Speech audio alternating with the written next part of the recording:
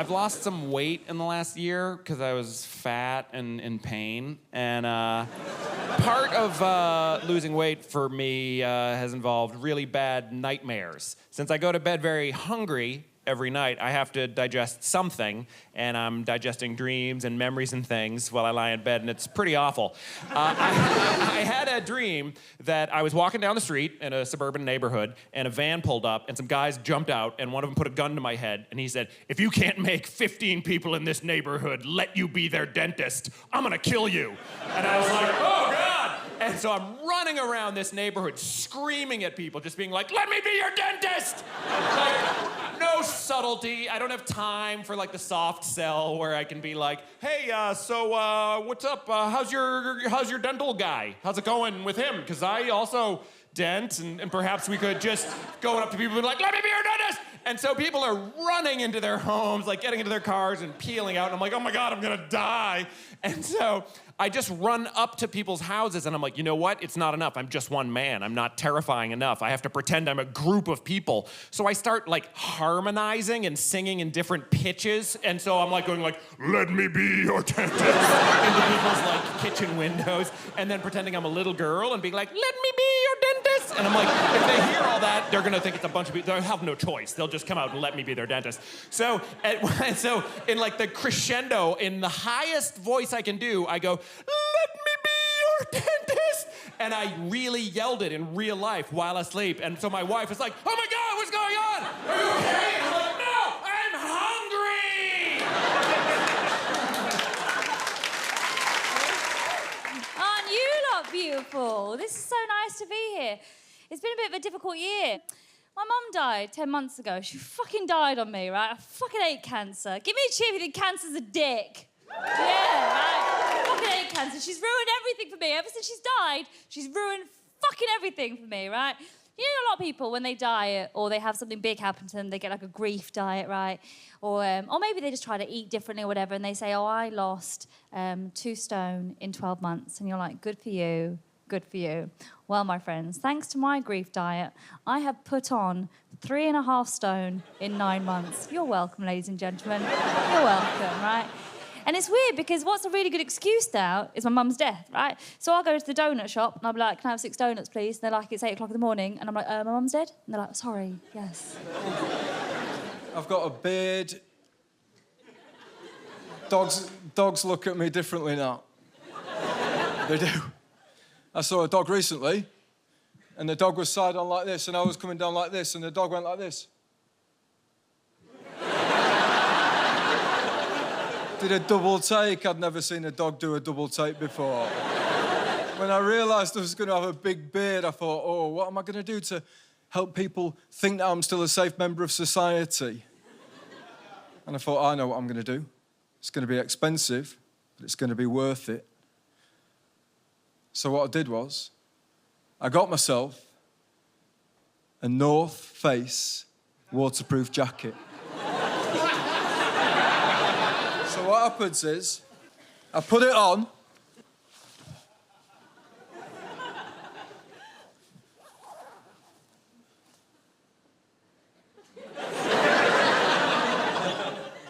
and people look at me and they say, "Oh, it's all right. He's an explorer." Been going to a gym and trying to get a summer body by the winter. I'm going to a French gym called La Fitness. And... oh, we got some members. Bonjour.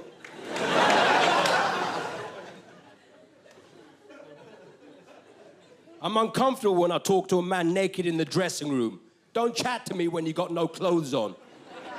I'm uncomfortable. Look, I don't care if you want to talk, especially when you're in a shower cubicle and there's frosted glass and you can see the outline of the dude in the next cubicle.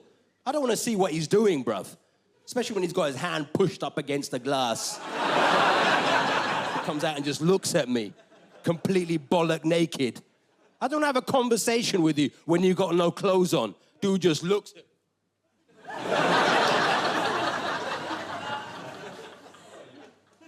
You think to yourself, you got to keep eye contact in that situation. You think, don't look, don't look, don't look, don't look, don't look, don't look, don't look, don't look. Shit, I just looked, I just looked, don't look, don't look, don't. Shit, I looked again, don't look. I'm straight, straight, straight, straight, straight, straight, straight, straight, straight, straight, gay, gay, straight, straight.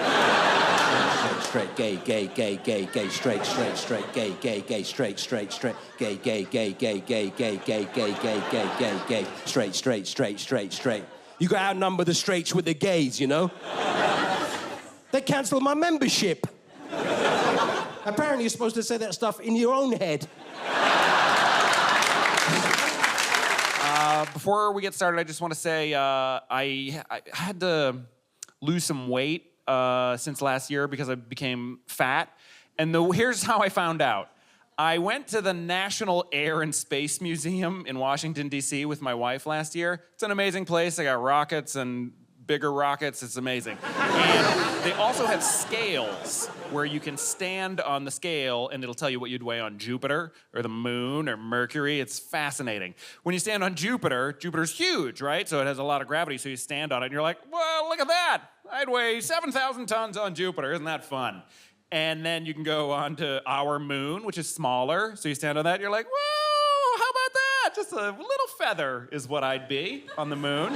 And so I did those, and it was great. We had a blast. We're high-fiving, having an amazing time. And then there's Earth. There's just Earth, the planet we're on right now. And I stood on that, and I was like, holy shit, this is great. And this is what I said to my wife. Their Earth scale at the National Air and Space Museum is broken. I believed it. And so my wife stood on it, and she's like, I'm familiar with the number it's showing me. I've seen it before, and I believe it's accurate. So the next thing that I believed was, and this is what I said to her, I go, okay, you know what I think happens is that when you're like a little person, it's accurate. And then when it gets up into my realm, it just goes silly. That's what I thought. And so then I was like, we'll get to the bottom of this. And so I bought a scale, and I went home, and I stood on it, and it was the same fucking number. And I was like, oh, my God, I got to do something about this. Plus, I was also eating to the point, like, I really am a disgusting, emotional eater. I was just looking at you because you're pretty, and I'd like to get to know you. Here's why I won't. See, with the way that I eat, is I eat like beige food, I eat gray food, I eat like kebab juice, just fucking garbage. And I stuff it down in there until I'm all swollen, and it feels like a hug that I can carry around with me, and then I don't need you or your nonsense. So that's the type of eater that I am.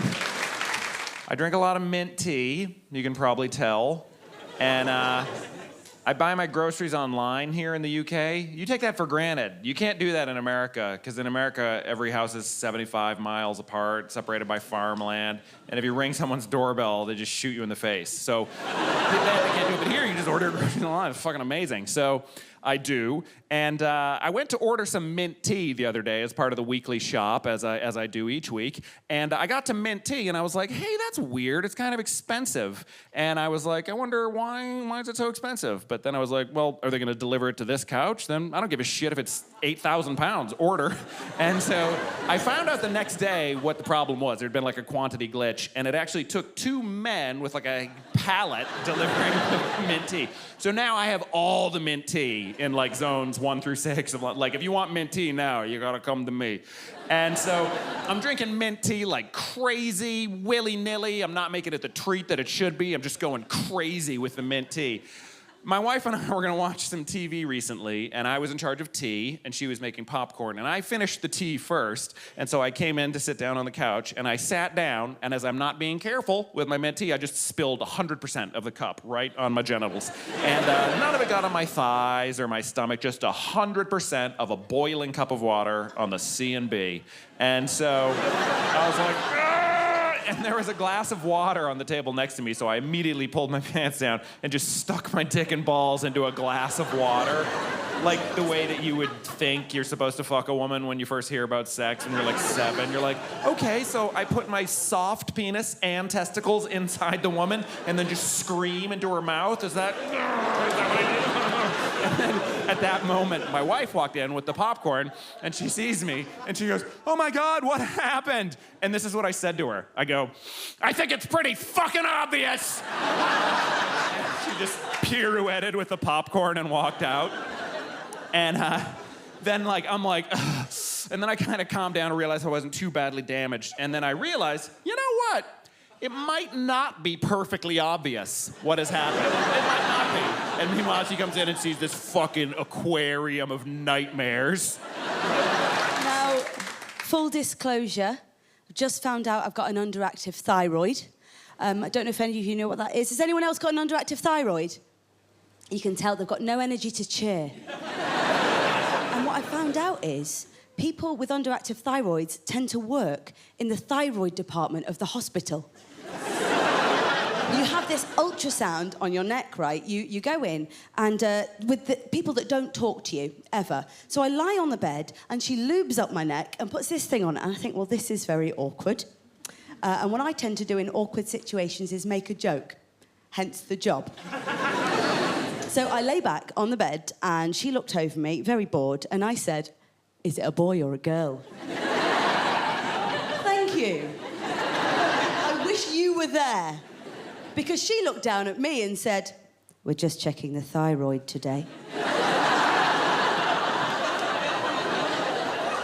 Throw me a fucking bone, bitch. I'm trying. Woke up a bit later when she wiped up the lube off my neck. She wiped it off. And she said, "Do you want the good news or the bad news?" And I thought, well, she's smiling. She's up for a joke. And I went, "Oh, always start with the bad news." And she went, "We can't detect a heartbeat."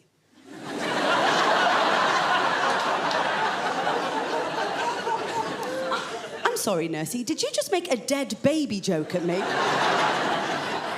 The thing is with the thyroid as well, I bloat a lot. And I eat absolutely everything, sir. I eat everything, and I'm like, oh, the thyroid. These, I've worn the wrong jeans today. These are my incentive jeans. Girls, have we got incentive jeans? Yeah. If you don't know incentive jeans, they're the ones that you buy and you're like, well, they'll fit in about a month or so. And you get home and you put them in the drawer with all the other incentive jeans and you're like, still got no trousers. I feel like jeans in high street stores, they should have a size on them that you are, and then another size on them for what you are after a fizzy drink. Because it's not the same. And they've got stupid names. These are mom jeans. I mean, already, fuck off. So I put these on. I put these on in there, and I thought, yeah, these are, look, I'll show you. These are fine, right? Yeah? Come on. There's one man applauding the bravery. Okay, this is what happens in my mom jeans. I'm just comfortable, I'm comfortable. I go to pick a kid up. Yeah!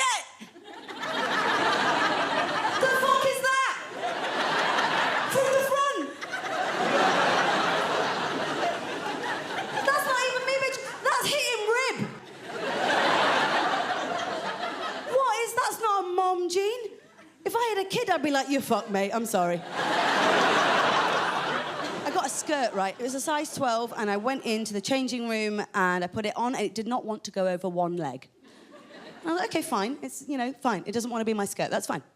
So I got a size 14, and I tried the size 14 on, and it's around the thighs, but, you know, I'm going to break it. And this goes on and on until I'm in a size 18 skirt. And we all have those days, don't we, where you're like, you know what? It's just not my day for shopping.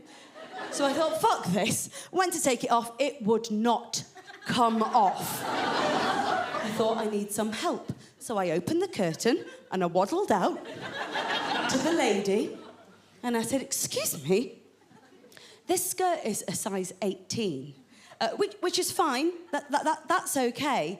It's just that if you're telling me I'm a size 18, then you're telling a size 16 woman that she's a size, what, 20, 22? Worse than that, you're telling a size 10 girl that she's a 14 at 16, size 8. It works all the way down until you're just basically telling everyone they look shit. And it's not fair, because I'm in my 30s and I know what I've got here. But these young girls have so much pressure on them and body shaming from the media. And this skirt is just proof of the systematic oppression of women, telling us that we never, ever good enough.